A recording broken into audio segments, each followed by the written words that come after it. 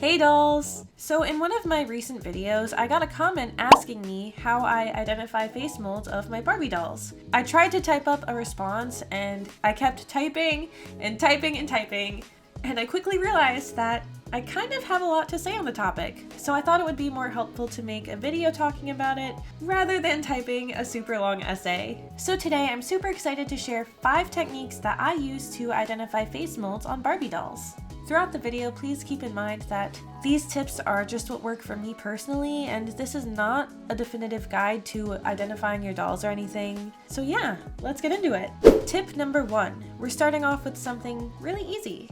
Do a Google search. All you need to do is type in blank doll face mold or blank doll head sculpt, face sculpt, head mold, something like that. And sometimes, if you're lucky, your answer will appear in the search results, and it's as easy as that. If you don't know what exact doll you have, it's really important to figure that out first, because it's easier to figure out what head sculpt your doll has if you know what exactly you're working with. Here's an example of a doll whose head sculpt I could find by searching on Google. This is Barbie Gone Platinum from the Diva collection. She is one of the most recent additions to my Barbie collection, and I absolutely love her. She's so gorgeous. But anyway, yeah, literally I just typed in Barbie Gone Platinum face sculpt. I didn't even type in the full name. I left out Diva collection. I scroll down a little and there it is on the first page, Shawnee. Now I don't always take the first thing that I see at face value, pun intended. I usually confirm my results with this Fashion Dolls info website, and as you'll see throughout this video, this website is extremely helpful when I'm identifying face molds. I'll leave a link in the description if you're interested. Like I said, this tip is super easy, but unfortunately it doesn't always work. But don't worry, there are other things you can do. My second tip is to look at similar dolls that you know more information about. I'm going to explain this using these 2 dolls as an example.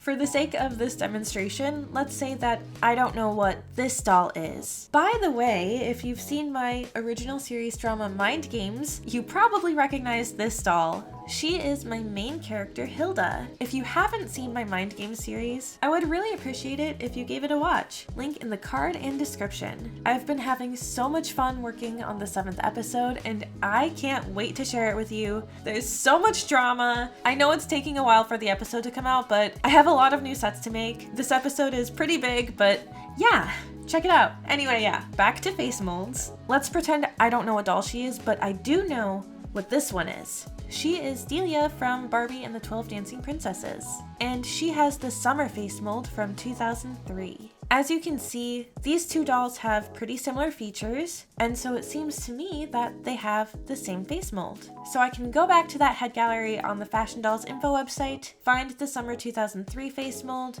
browse around, and see if I can find what I'm looking for. Look at that! She's right on top!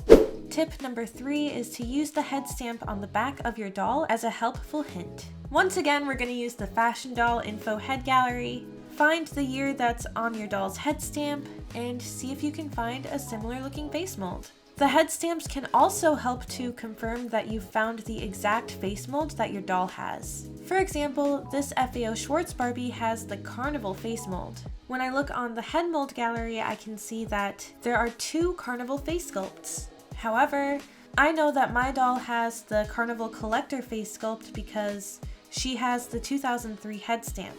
Tip number 4 is reach out to the doll community. People in the doll community are smart and can be a great resource. For example, I am part of a few Barbie community Facebook pages, and I've seen some really kind and helpful people in these groups that are more than happy to offer their insight on other people's dolls.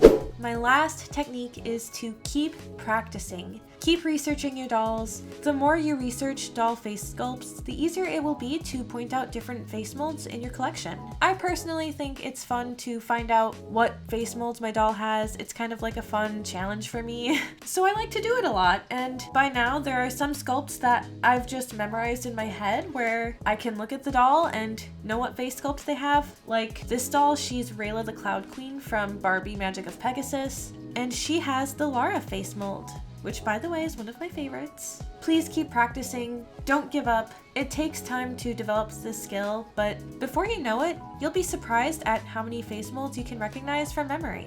Hopefully these 5 tips can help you find what face molds your dolls have. Let me know if you try any of them for yourself and how they work for you.